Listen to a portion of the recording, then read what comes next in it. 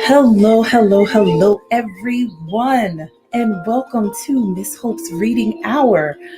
I was having a little bit of a connection issue.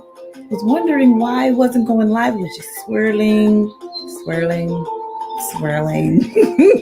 Wondering why I was doing that, but nevertheless, we are here on Miss Hope's Reading Hour. So glad to see you all on this wonderful Wednesday.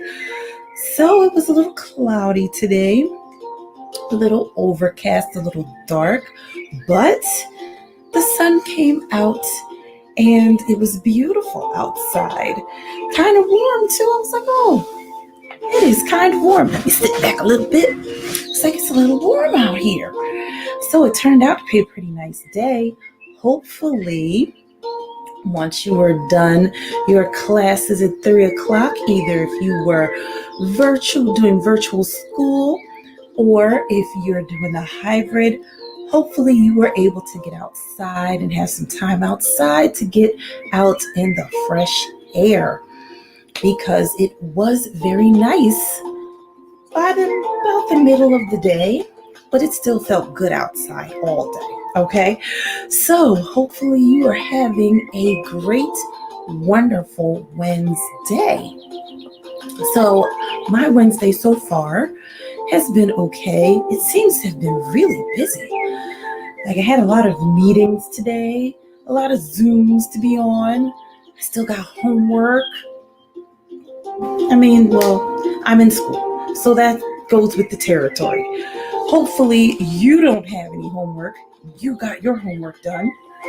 So today is going to be another 4-book day, because I had 3 books that I felt like went really well together, because all of the books have bears in them. That's why I said very good Wednesday. You get it? Very good. Very good. You get it. You're smart people. So we are going to have a very good time on Miss Hope's Reading Hour today. Now, before I get started with the books, this wonderful music that you hear and the books that we are going to read today, Miss Hope does not own the rights to any of them, but they are on here for your reading and listening enjoyment. Okay? So we have 3 books, and then we will get back to our chapter book, Walking with Miss Millie. Okay, so let's go to, in no particular order, okay? Not saying which one I'm going to read first. No particular order. The first book I'm going to show you is from a classic series.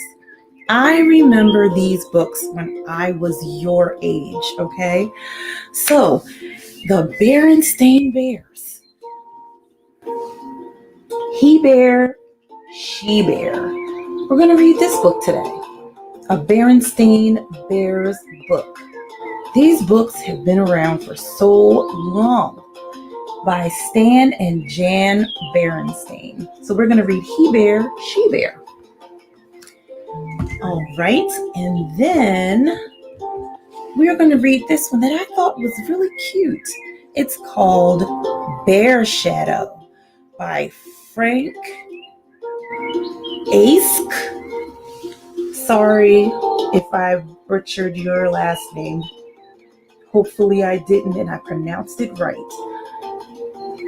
It's called Bear Shadow. We're going to read this book today. And we are going to read You and Me, Little Bear. This book is by Martin Waddell, illustrated by Barbara Firth. This one was a pretty cute book too. So as you all can see, the little ticker down here, if you want to donate to Miss Hope's Reading Hour Library, we are always looking for more books for the Miss Hope's Reading Hour Library. If you would like to donate, all the information you need is right down here on this ticker. Okay? Now, last but not least, we will continue reading Walking with Miss Millie by Tamara Bundy. We have been finding out a lot of interesting things about Miss Millie. I can't wait to find out some interesting things about Alice and her family. And I just thought of something. We're finding out interesting things about Miss Millie. But Alice's grandmother is about the same age as Miss Millie. What if we find out some interesting information about Alice's grandmother that maybe even her mom didn't know? We got to keep reading it. All right, we got 4 books to get through. Enough with the talking, on with the reading, okay? So our first book, I think I am going to go in order. I didn't even mean to do it that way, but I think I am. And I think in all of these books about bears, I think there's something that these bears can teach us in all of these books. Let's see what those lessons are, shall we? He Bear, She Bear. Berenstain Bears books by Stan and Jan Berenstain.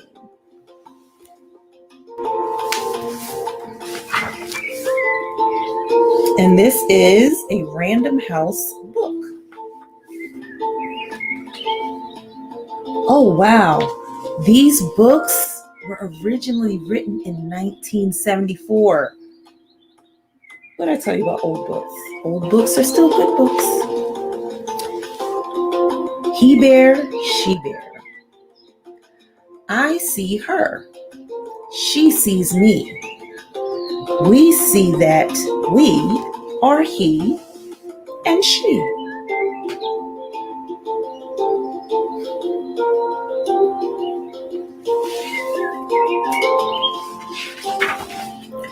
Every single bear we see is a he bear or a she.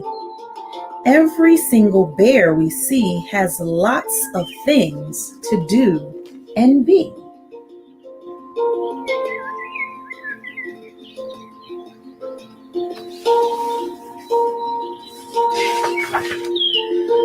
I'm a father.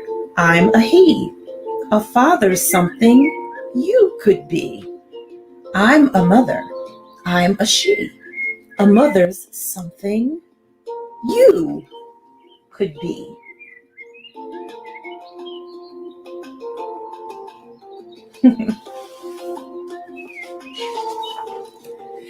Dad's a he, mom's a she. Those are things that we could be just because we're he or she.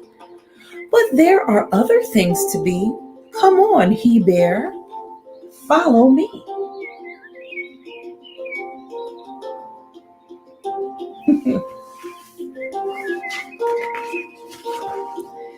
We could fix a clock, paint a door, build a house, have a store.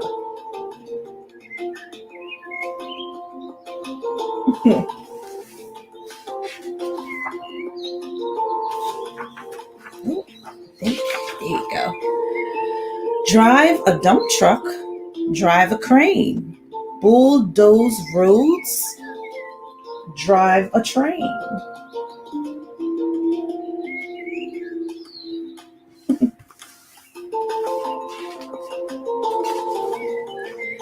We fix clocks, we paint doors, we build houses, we have stores.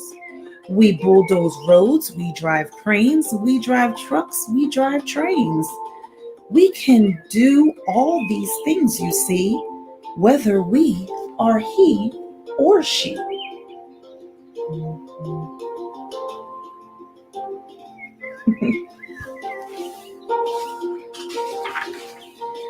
We climb ladders to fix wires. We climb ladders to put out fires. That's Officer Marguerite. She tells us when to cross the street.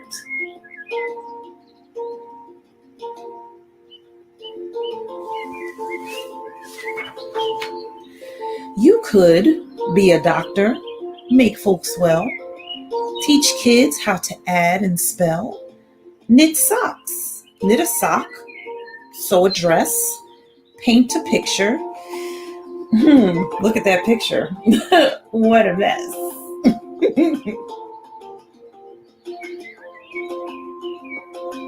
But he tried.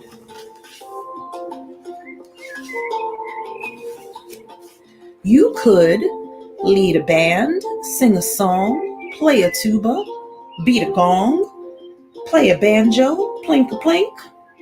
You could even play on a kitchen sink. Well, you could. I don't know how easy that would be to carry around. We have stores, we fix clocks, we are officers, we knit socks, we teach kids how to add and spell, we drive, we build, we make folks well, we climb ladders, we sew dresses, we make music, we make messes. We can do all these things, you see, whether we are he or she.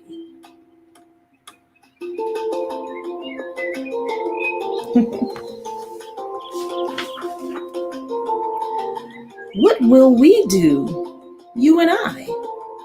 I'll tell you what I'm going to try. I may build bridges, I may climb poles, I may race cars, I may dig holes.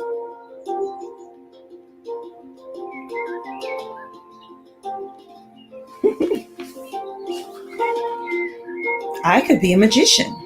I could go on TV. I could study the fish who live in the sea.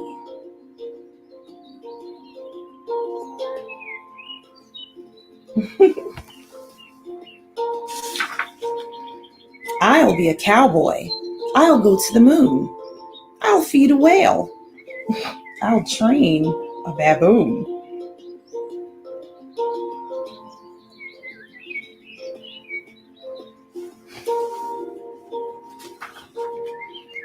I'll fly a giant jumbo jet. I'll build the tallest building yet. Look at that building. That's pretty tall. I don't know if I'd be on the top of that building, okay? We will jump on a trampoline. We'll do tricks that have never been seen. We'll tame 12 tigers and 26 fleas. We'll do a dance on the flying trapeze.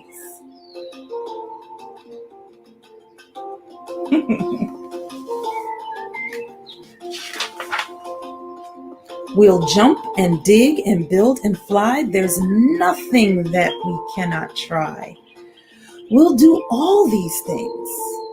We can do all these things, you see, whether we are he or she.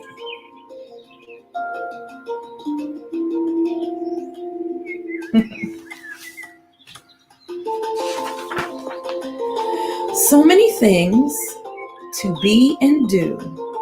He bear, she bear, me and you. The end. Wow, they were going to do a lot of stuff. But all of those things, many of those things, doesn't matter if you're he or she, you can do them. You know, I actually would like to use a jackknife into the ground or bulldoze something once. I think that would be pretty cool. But he or she, I could do that, even though I'm a she. Very good lesson for my friends. So, my teacher friends, parent-teacher friends, any of your students or children who are like, you know, I want to be a construction worker and they're a girl. Or I want to make clothes and they're a boy. Guess what? That would be a really good book to read to them. Because sometimes people will make you feel like, oh, you can't do that. Oh, you shouldn't do that. No, he or she, I can still do that. Okay? Now, our next book Um, oh, it's this one. Do I want to read that one? No, I'm going to read this one. Bear Shadow by Frank Ask. I'm hoping that's I'm sorry if I butchered your last name. This is a scholastic book, Bear Shadow. I really liked this book. One day, Bear went down to the pond with his fishing pole and a big can of worms. While he was putting a worm on his hook, he looked down and saw a big fish. I'm going to catch that fish, thought Bear to himself. Well, I guess you should think that you're going to catch it if you're going to go fishing. You just ought to think you're going to catch the biggest fish. But when Bear stood up to throw his line in the water, his shadow scared the fish away. Go away, Shadow, cried Bear. But Bear's shadow would not go away.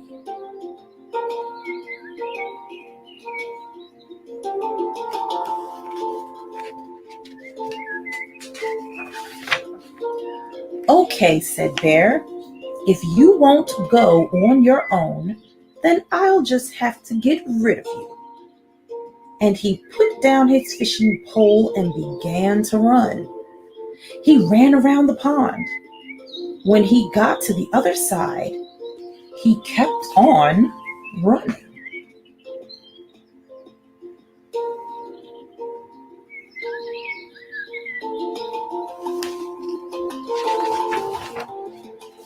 He ran through a field of flowers, jumped over the brook, and hid behind a tree. Good, thought Bear. Now Shadow can't find me.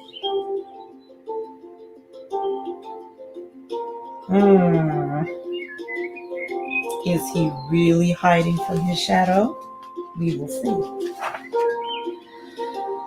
But Bear was wrong.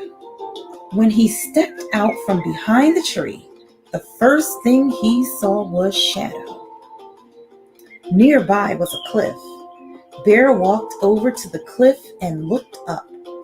I'll climb so high Shadow won't be able to follow me, thought Bear.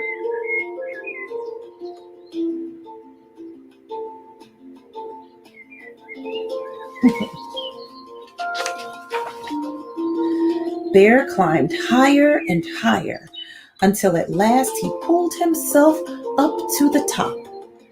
Huffing and puffing, he smiled with pride. Then he looked down and saw Shadow.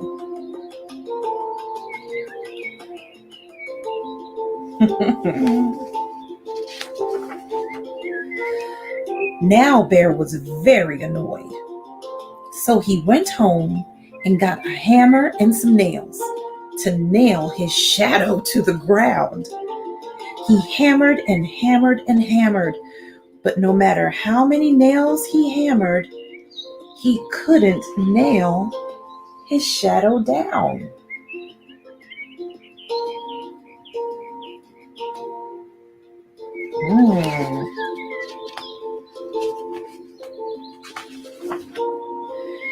If I can't nail him down, thought Bear, maybe I can bury him. So he got his shovel and dug a hole. When the hole was deep and wide, he let his shadow fall in the hole. But is the shadow going to stay there? Let's see. Come on, page. Then Bear filled in the hole with dirt. When he was finished, it was almost noon.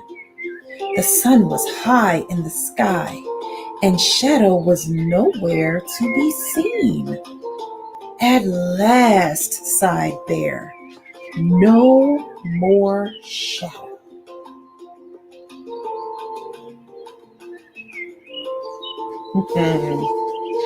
Is it going to stay that way? But now, Bear was very tired. So he went inside and took a little nap.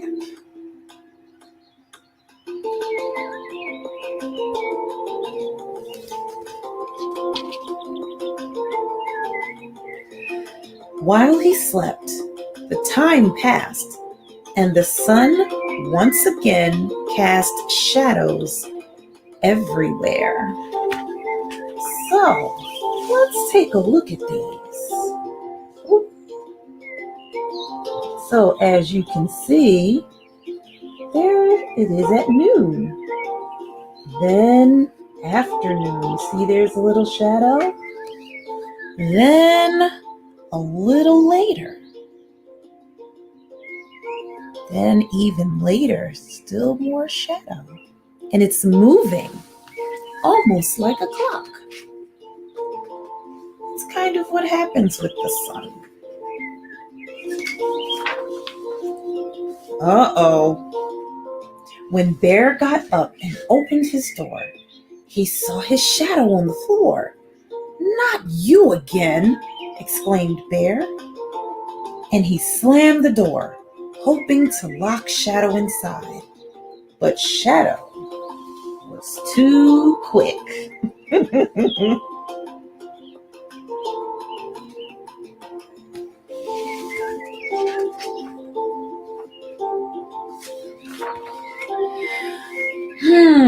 Sighed Bear. "How about this? If you let me catch a fish, I'll let you catch one too. Nod your head nod your head like this if it's a deal." When Bear nodded his head, Shadow nodded too.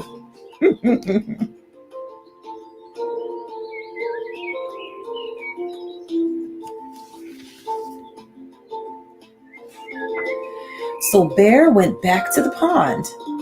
Once again, he threw his line in the water.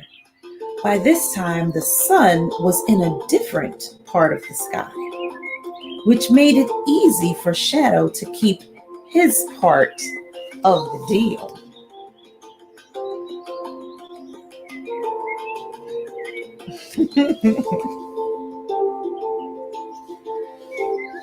And when Bear caught that big fish, Shadow caught one too.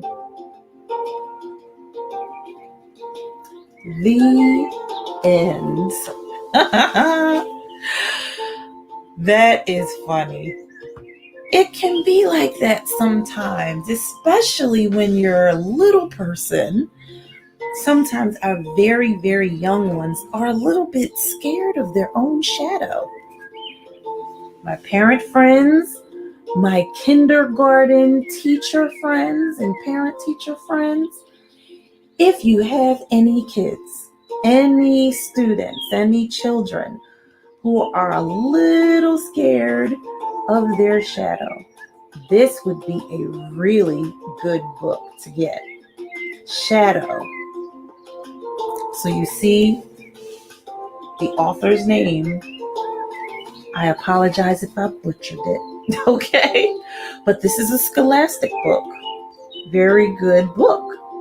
Also, this book is good for teaching lessons about the sun and how the sun creates shadows and how the shadows can tell you what time of day it is. Did I or did I not tell you that these books about bears will teach very good lessons? This one teaches more than one. I told you. When was this book written? Let me see. I am fascinated to find out. This book was written in 1985 and still with all those good lessons in it. I keep telling you, good books never get old, okay? Now, guess what? We are on book number 3. You and Me, Little Bear. This book is another scholastic book. written by Martin Waddell, illustrated by Barbara Firth. Let's see when this book was written. This book was written in 1996, the year I graduated from high school. You and me, little bear. Once there were two bears, Big Bear and Little Bear. Big Bear is the big bear, and Little Bear is the little bear. Little Bear wanted to play, but Big Bear had things to do.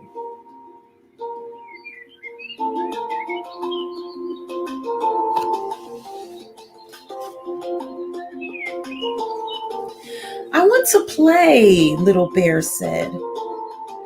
I have to get wood for the fire, said Big Bear. I'll get some too, Little Bear said. You and me, Little Bear, said Big Bear.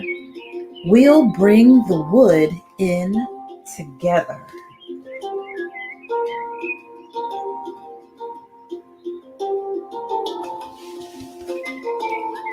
Oh, Little Bear looks so cute with the wood. Now we can play, Little Bear said. I still have to clean up our cave, said Big Bear. Well, I'll clean up too, Little Bear said. You and me, said Big Bear. You clean up your things, Little Bear. I'll take care of the rest. And Little Bear had quite a few things to clean up.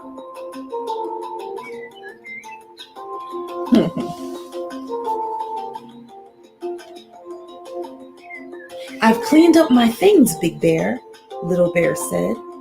That's good, Little Bear, said Big Bear, but I'm not finished yet. I want you to play, Little Bear said. You'll have to play by yourself, Little Bear, said Big Bear. I still have plenty to do.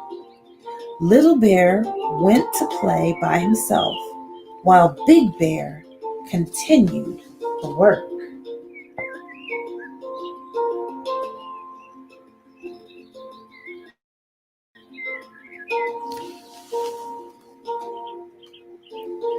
Little Bear played bear jump. Little Bear played bear slide. Little Bear played bear swing. Little Bear played bear tricks with bear sticks.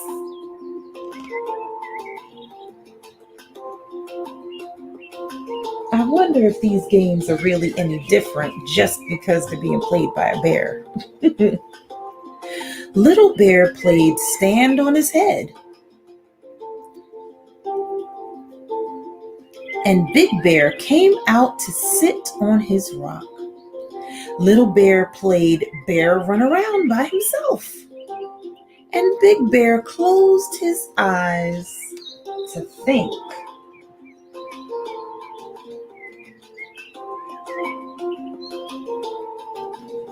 Wonder what he was thinking about. Little Bear went to talk to Big Bear, but Big Bear was... What do you think he was doing when he closed his eyes to think? Big Bear was asleep.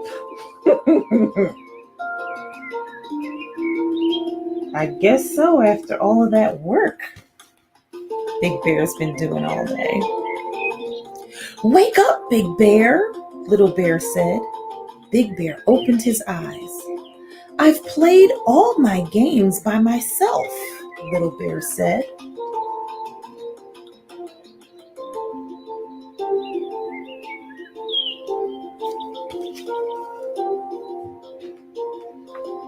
Big Bear thought a minute. Then he said, let's play hide and seek, Little Bear. I'll hide and you seek, Little Bear said, and ran off to hide.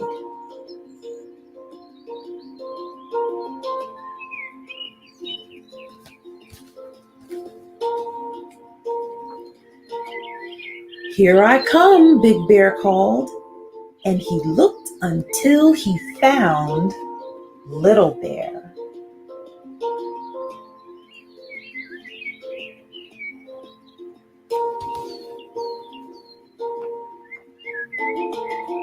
Then Big Bear hid, and Little Bear looked. "I found you, Big Bear," Little Bear said. "Now I'll hide again."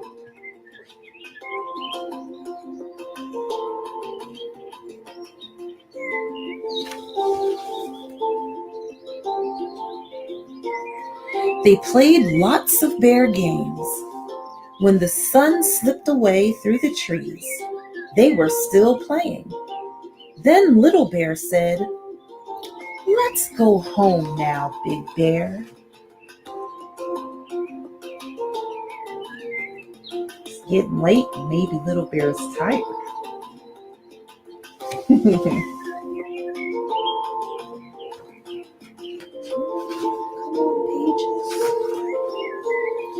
Big Bear and Little Bear went home to their cave. "We've been busy today, Little Bear," said Big Bear. "It was fun, Big Bear," Little Bear said. "Just you and me playing."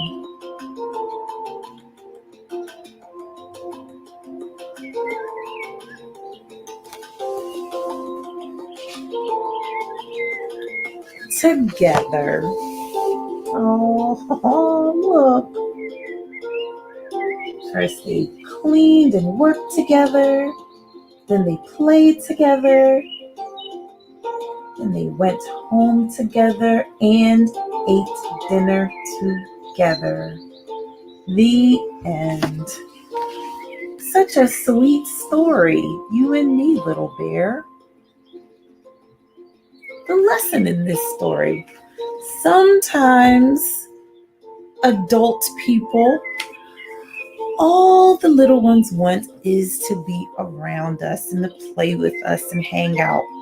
But for you, my young ones, sometimes a good way to spend time, and you might not think it's the funnest thing to do, but the best way to hang out sometimes with your older brothers or sisters, or with your mom or dad, or your grandma or your grandpa, is when they have a lot of stuff to do.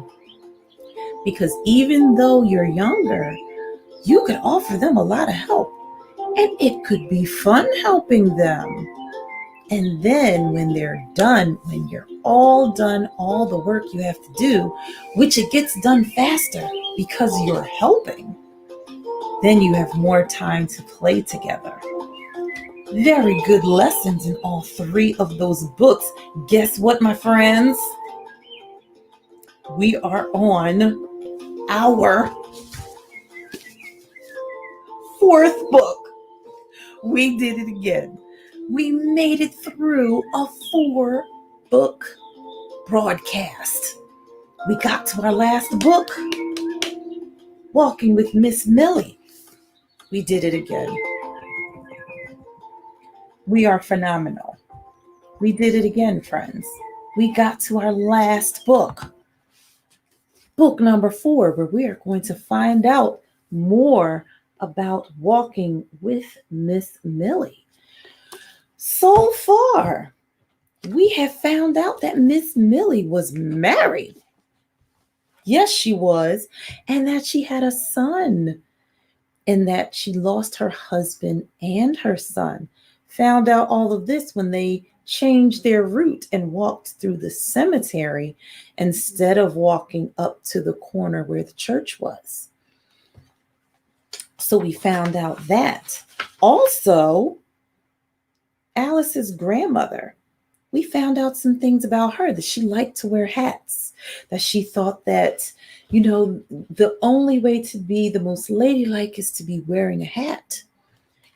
And she saw some pictures of her grandfather holding her mother when she was a baby. And for the first time, Alice's grandmother gave her something. She said it was not usually in her grandmother's character to give away her things. She gave Alice a hat box to put her new treasures that she's getting from Miss Millie into. And the last thing Miss Millie gave her was a picture. She gave Alice a picture of her, her husband, and her son when her son was younger. Alice couldn't even imagine Miss Millie being younger, but in the picture, she was. And Alice is wondering, why is Miss Millie giving me all of these personal treasures of her own? Maybe we will find out some of that as we read. Walking with Miss Millie by Tamara Bundy. We are now on chapter 12. Well, hello again, Savannah. Reverend Hill smiled at me after service on Sunday. Poor Grandma looked confused, like maybe she'd been mistaken about my name for a while, too. I just stood there, wanting to laugh, but feeling guilty. I'm sorry, Mama corrected him. My daughter here is Alice. He looked surprised and shook his head. I'm sorry, Alice. I'm usually good with names. Must have you confused with someone else. Nice to meet you. I shook his hand quickly and turned to Mama. I'll go get Eddie from Sunday school. And then I practically ran down to the basement steps. Eddie was happy to see me. Of course, no one in Sunday school spoke sign language, but they seemed to communicate just fine with him.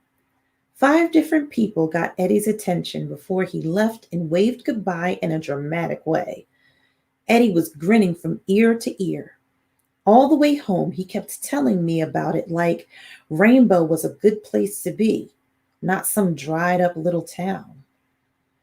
I knew I had to figure out a way to get Daddy to come and take us away before Eddie got too used to everything here. I headed out back right after church to get the shoebox full of Daddy's letters. Sitting myself down in the grass by the shed, I opened the box on my lap. The musty smell of the first letter I opened made me sneeze. When I blinked my eyes open from the sneeze, I was surprised to see the letter was another poem written by Daddy about what he loved about Mama and Rainbow. On the schoolhouse bleachers, during the football game, the chill wind warmed when I'd say your name. I pulled out another letter. It was another poem. A cemetery's bench was never meant for this, but under that old oak tree, we shared our first kiss. Each and every letter I opened after that turned out to be one more poem written by my daddy. I tried to think real hard to remember if Daddy ever seemed to like poems when he lived with us. But other than making up silly songs to make me laugh, I couldn't think of anything like poems from Daddy. None of it made one lick of sense to me, especially because those letter poems made it look like Daddy loved Rainbow. And all Daddy ever talked about, as long as I remembered him talking at all, was that he hated Rainbow.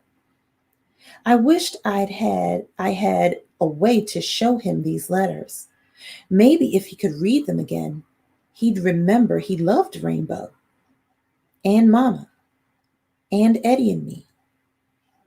But if I told him about the letters, I'd have to admit I was snooping, and I knew Mama probably wouldn't like that any more than eavesdropping. So I had to think of some other way to remind Daddy that he really did love Rainbow and us once. That's when it hit me. What if I went to each of the places he wrote about in his letter poems and found things, kind of souvenirs, to remind him about the things he used to like? Then when Daddy came to visit, I'd give them all to him, and he would have to remember he once loved Rainbow. And if he remembered he loved Rainbow, he would start to remember loving the rest of us too. The possibility of it all made me happier than I'd been in a while. I read the letter about the wishing well again, and at lunch asked Mama if she ever heard of a wishing well in Rainbow. She thought it was a peculiar thing to ask, but remembered there was a wishing well in the park on the street behind the church.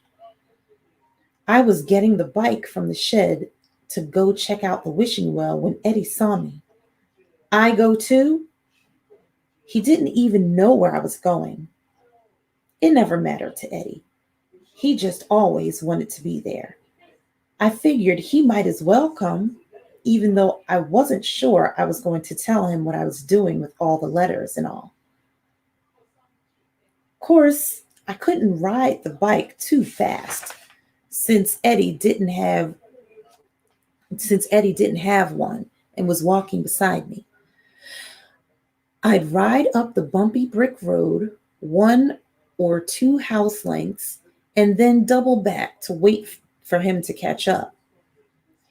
Even though waiting for Eddie to catch up took longer and the Georgia heat grew stronger, we finally made it to the park. If you could call it a park. There was a rusty slide and an old swing set with one broken swing and another swing that looked like it would break with the next hint of a breeze. In the middle of the park, there was a spinning thing that Eddie tried to ride on. But when he touched it, something big and brown and fast ran from under it and into nearby bushes. "What's that?" Eddie sighed as his huge eyes followed where the thing ran. "Rat?" I signed back as I motioned for us to go. Suddenly, I didn't care if there was a wishing well there. I just wanted to get away from things that run out from under other things. But Eddie froze where he stood and pointed to the bushes that lined the park. I followed where he was pointing. That's when I saw the bushes moving like they were being blown by a gigantic breeze. But the problem was, there was no wind whatsoever that day in Rainbow. That meant whatever was moving those bushes was even bigger than what ran out from under the spinning thing. Eddie and I stood staring at the bushes like our feet were glued to the hard, dry ground under us.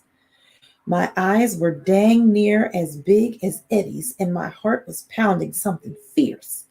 Finally, the rustling stopped when out stepped a giant girl. Okay, she wasn't really a giant girl. As a matter of fact, it was the same short-haired girl I'd been seeing around town, the waver. "Hey," she shouted toward us, like she expected us to be there. And of course she waved. "Y'all seen my kitty?" Eddie laughed so hard at the surprise of the giant rat really being a little girl that he couldn't sign to me what he was trying to sign. "I think your cat was under that spinning thing and just ran off that way," I told the girl. "Here, kitty, kitty, kitty," the girl yelled with a thrill in her voice. "What's your kitty's name?" I asked. She looked at me like I had 3 heads before she answered. "It's Kitty, silly. And I'm Pam. I seen y'all around. Y'all living here now?" "No," I yelled in answer. "We're just visiting our grandma. We live in Columbus." "Oh, I thought..." Never mind. As I filled Eddie in on the conversation about the missing kitty, Pam ran over to us. "Oh, what's that y'all's doing there?" "This is my brother, Eddie. He can't hear, so I signed to him." Pam walked up to Eddie and yelled right into his left ear, "Are your ears really broken?" Of course, Eddie felt the breath of her words and flinched. See, he hears okay, Pam announced like she had just healed him. I assured her he really couldn't hear a thing. Why? She asked as she stood in front of Eddie, waving her hand hello, like she couldn't stop even if she wanted to. Eddie looked embarrassed, but waved back. He was born that way. She smiled a sweet smile before yelling at Eddie, I am 8. How old are you? When she held up 8 fingers and pointed to herself, Eddie, of course, figured it out and held up 6. Again, Pam clapped her hands. Good. You understand. Good boy. I decided to let her have her thoughts of miracles as I wandered around looking for the wishing well. I'd wandered a bit behind the bushes when I heard a meow. When I turned toward the sound, I saw what must be Kitty, standing right on top of the well. The well was in a corner of the park, with its stones falling out all around it like it was shedding its skin. I peeked inside it, and as far down as I could see, there was nothing. Hello, I shouted down the well, since that's what I thought you did with wells. My hello really didn't echo, though it just sort of got swallowed up and disappeared. I suspected if it really was a wishing well, its main wish might be to get out of that park. Still, it seemed to be where Daddy was writing about. I pulled the letter from my pocket and read it again. The sun's golden rays danced in your hair. You looked in my eyes and asked if I care. How could I explain my feelings so true as I sat there that day by the wishing well with you? All of a sudden, I could see Daddy and Mama sitting there as teenagers, so in love. But instead of that making me happy, it made me sad. Still, I picked up a stone that had broken off from the well. I'd bring it home and save it for Daddy to remind him of happy times in Rainbow. I called to Pam to get Kitty so Eddie and I could head back to Grandma's house. There you are, silly kitty. Pam practically purred to her pet. I motioned for Eddie that it was time to leave. Pam stopped her purring and looked at me like I was leaving her birthday party right after I got there. Where y'all going? Don't y'all want to stay? Or I can go with y'all if y'all want.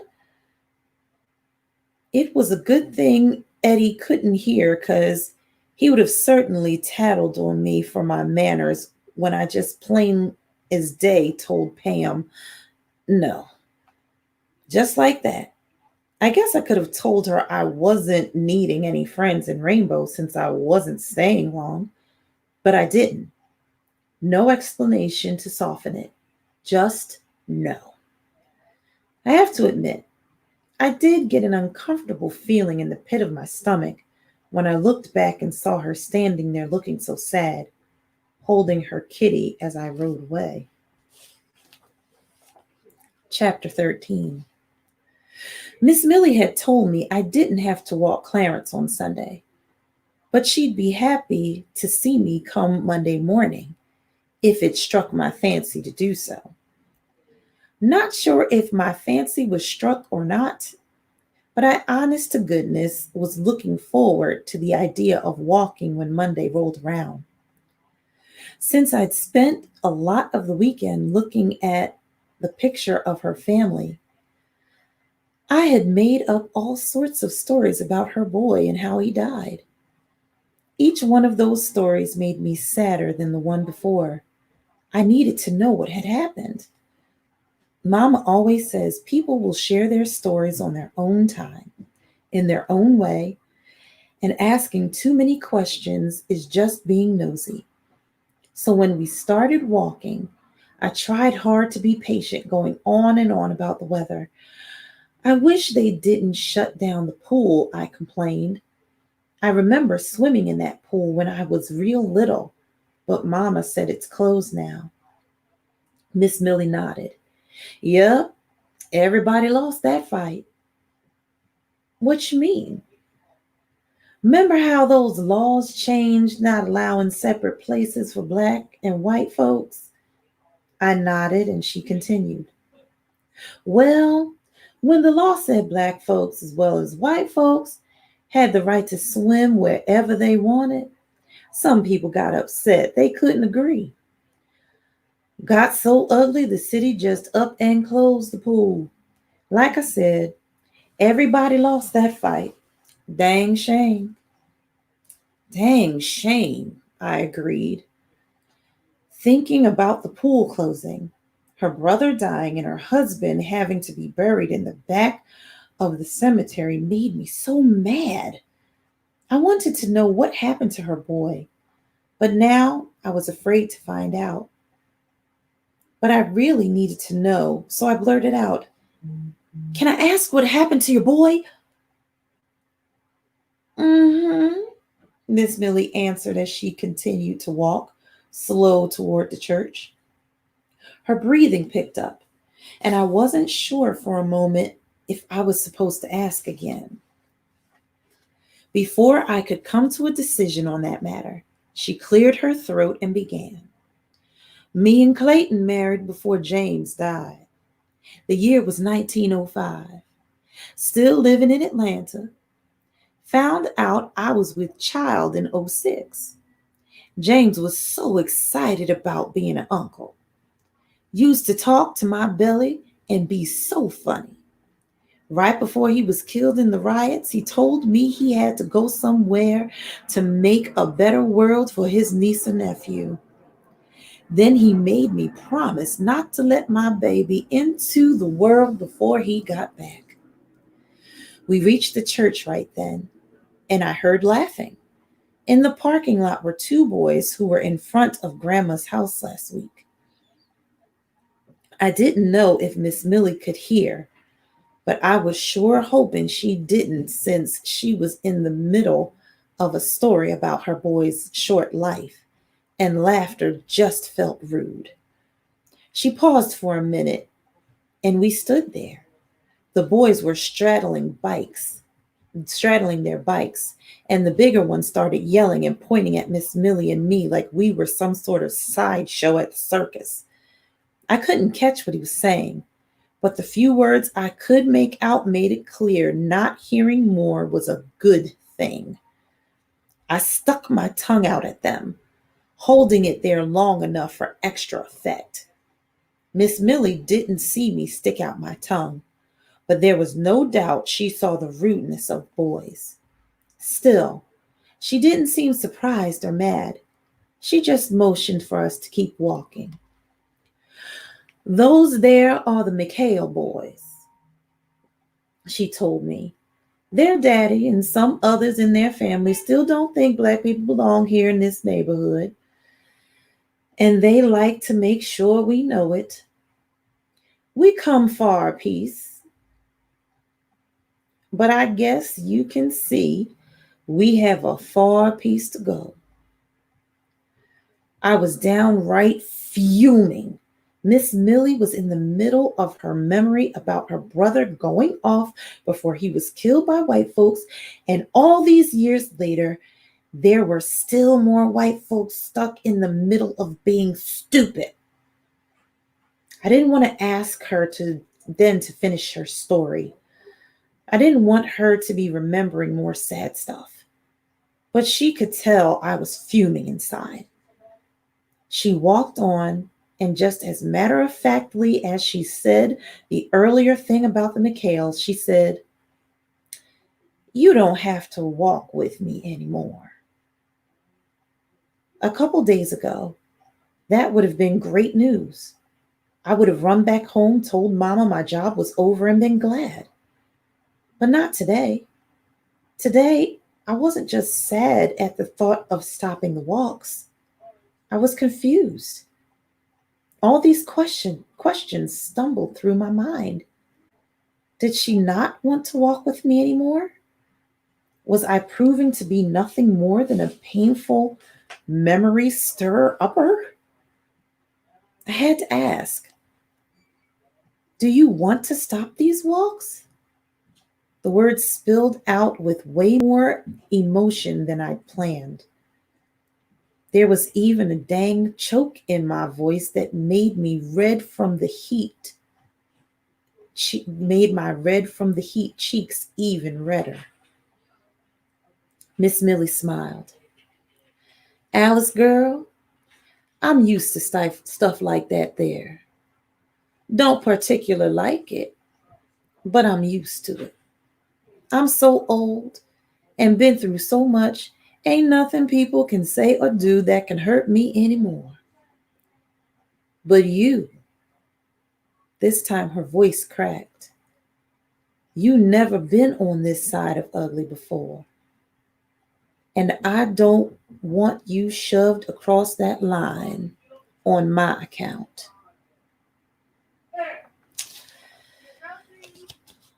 Well, we will end there. So, Miss Millie is trying to keep Alice from seeing kind of the ugliness of what's going on down there in Rainbow, Georgia, during the time when there were racial tensions. Miss Millie is like, I'm old enough not to have to deal with it, but I don't want you to deal with it. Seems to be so appropriate for the time we're going through now. Now we will have to wait until our fabulous Friday to see if Miss Millie will continue with the walks with Alice. We got a ways to go. Maybe, just maybe, you see that? We got a ways to go. Maybe, just maybe, Miss Millie will just want her to come to her house. Or Alice will convince her, I really do want to still do these walks with you, whether we're walking Clarence or not. So, my friends, we made it through our book broadcast of Miss Hope's Reading Hour. I am always amazed because I'm always looking up at the timer, like, are we going to make it? Do I have to get rid of one of the books because I want to get to the chapter book? But we always make it.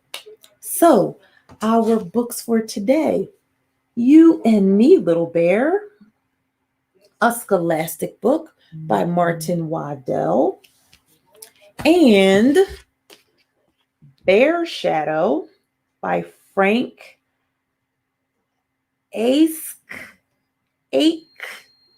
Ask. Oh, I am so sorry if I butchered your last name.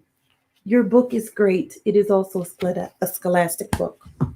And our classic book, He Bear, She Bear, of Berenstain Bears book by Stan and Jan Berenstain. Well, my friends, I am so glad that we got through this 4-book broadcast together. It is always my joy and privilege to be able to come and read with you every Monday, Wednesday, and Friday. So have a great rest of your wonderful Wednesday. Hopefully you have a thoughtful Thursday. Oh, no, from our books from Monday, a thankful Thursday, because we were talking about saying thank you, a thankful Thursday. And I will see you right back here on a fabulous Friday, right here on Miss Hope's Reading Hour. Until then, my friends, bye for now. See you next time.